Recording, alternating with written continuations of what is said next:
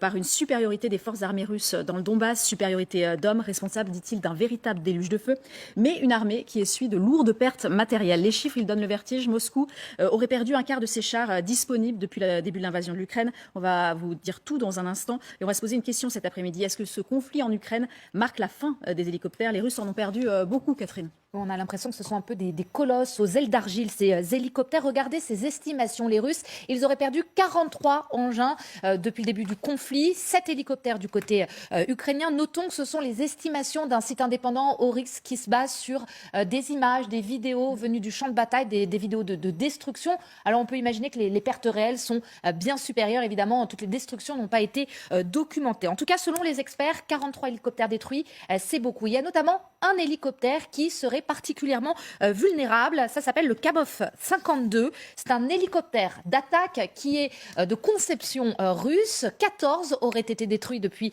le début du conflit en raison notamment d'un système de défense défaillant. Alors, on ne va pas rentrer dans les détails, oui. Mais grosso modo, quand un hélicoptère de ce type est visé par un missile, il détecte normalement la source de chaleur et pour détourner le missile, il tire une sorte de feu d'artifice. Eh bien, vraisemblablement, ce système ne se déclenche pas et on arrive donc à des pertes très importantes sur le terrain. Ces hélicoptères Kamov 52 seraient notamment très vulnérables aux tirs, vous savez, aux missiles anti-aériens qui sont tirés à l'épaule, aux missiles aussi, aux radars anti-aériens qui sont capables de tirer à plus de 70 mètres. Et en tout cas, des conséquences très importantes sur le terrain concernant ces hélicoptères. Alors en tout cas, Catherine, ce qui fait dire à certains qu'il ne faut plus investir dans cet hélicoptère. Oui, avec vraiment des conséquences très concrètes pour les Russes, puisque par exemple, les Indiens qui avaient prévu de les commander, ces hélicoptères qui étaient présentés par les Russes comme l'aigle du ciel, des hélicoptères ultra performants, ils ont décidé d'annuler leur commande. La Chine aussi était intéressée, elle est en train de changer d'avis. En tout cas, il y a une réflexion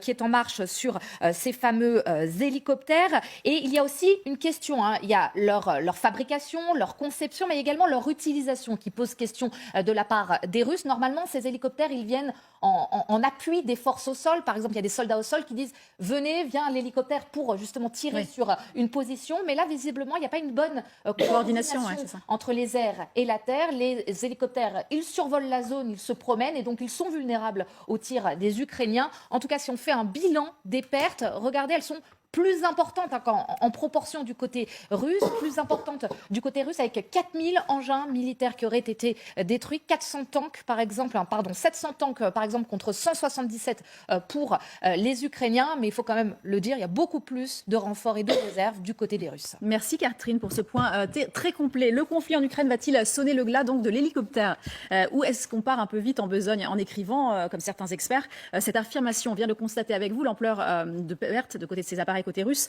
est assez affriolant. Est-ce que les Russes les utilisent mal? Quelles sont leurs erreurs à ces Russes? On va le voir dans un instant, le temps de retrouver David Verrag et Quentin Danjou près de Kharkiv, à côté justement de l'épave d'un hélicoptère.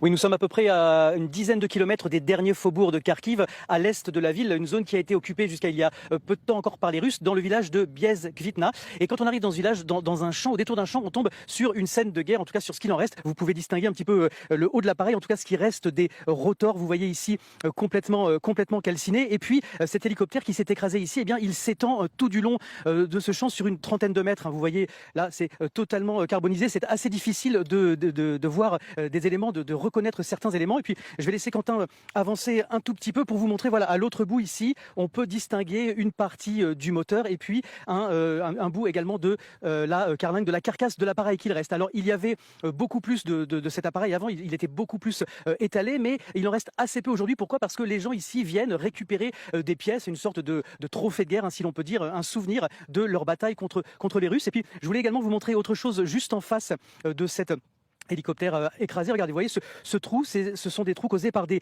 obus de mortier qui ont été tirés depuis les positions russes qui étaient assez proches. On va avancer un tout petit peu, je vais juste vous en montrer un deuxième. Alors on ne peut pas tous vous les montrer parce qu'il y en a beaucoup dans ce champ, mais voilà, un deuxième pour vous montrer à quel point ici la bataille a fait rage à un moment, même si aujourd'hui les dernières traces semblent disparaître. Ce village, il a été occupé dès les premiers jours de l'invasion russe. Les Russes qui étaient derrière, ils avaient installé sur la route des mines et donc ils interdisaient à l'aide humanitaire de parvenir jusqu'ici. Aujourd'hui, ce village s'est libéré depuis fin mars à peu près. Il commence à tourner la page avec toujours tout de même quelques souvenirs. Général Marie, qu'est-ce qui explique ces pertes d'hélicoptères russes en Ukraine? Comment on emploie parfaitement un hélico? Qu'est-ce qui ne fonctionne pas et qu'est-ce qui fonctionne avec un hélicoptère? En fait, les pertes que l'on voit, c'est un hélicoptère d'attaque, donc ce sont ceux qui sont le plus exposés. Et donc, c'est à peu près normal qu'il y ait de la casse. Les Soviétiques avaient perdu 333 hélicoptères en Afghanistan, dès que les Stinger américains sont arrivés sur le théâtre afghan.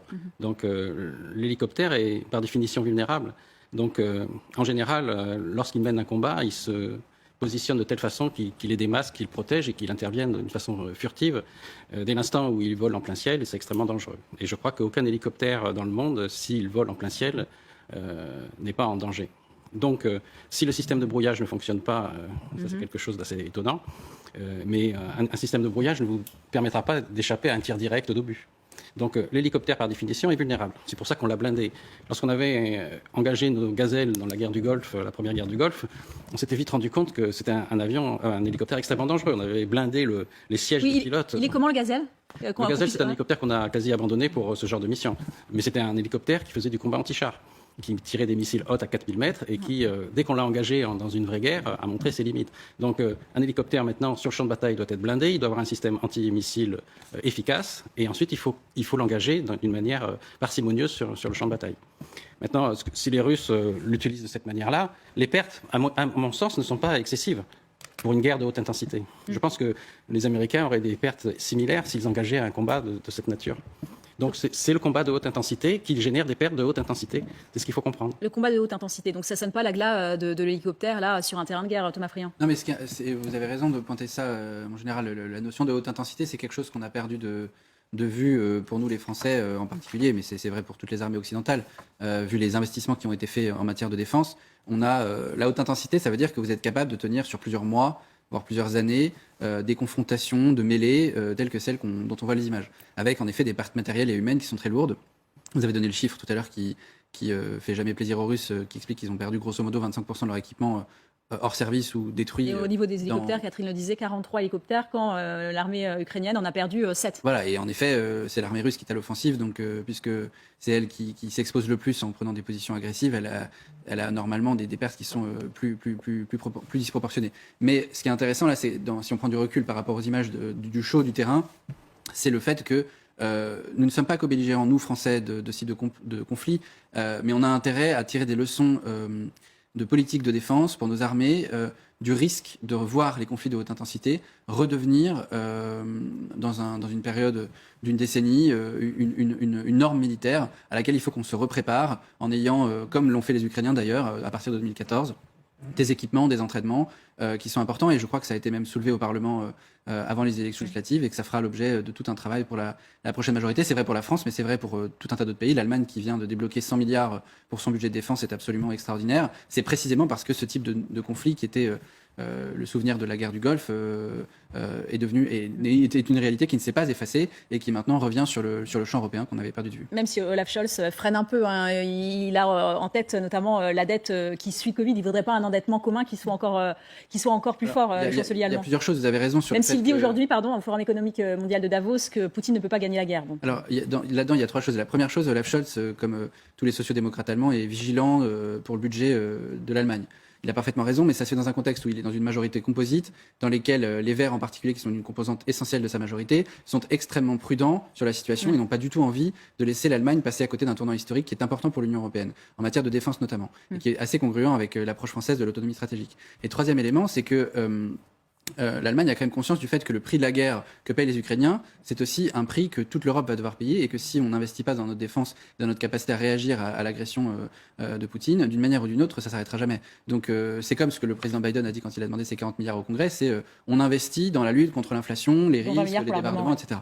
Il y a vraiment un sujet de changement de position, dans un contexte où par ailleurs l'Union européenne a continué de suspendre la règle des 3%, sans opposition de l'Allemagne. Alors encore une image qui montre l'illustration peut-être parfaite, vous allez nous la décrypter ensemble, d'une mauvaise utilisation peut-être des hélicoptères. Regardez ces images qui nous avaient été fournies par l'armée ukrainienne. On était le 5 mars, on était quasiment à quelques jours du début de l'invasion russe. Qu'est-ce que vous pouvez nous dire sur ces images, Général Maril? Donc on ne sait pas où ça se trouve, l'armée ukrainienne n'a pas communiqué sur le lieu, mais quand vous voyez ça, cet hélicoptère qui arrive et qui finit dans un panache de fumée.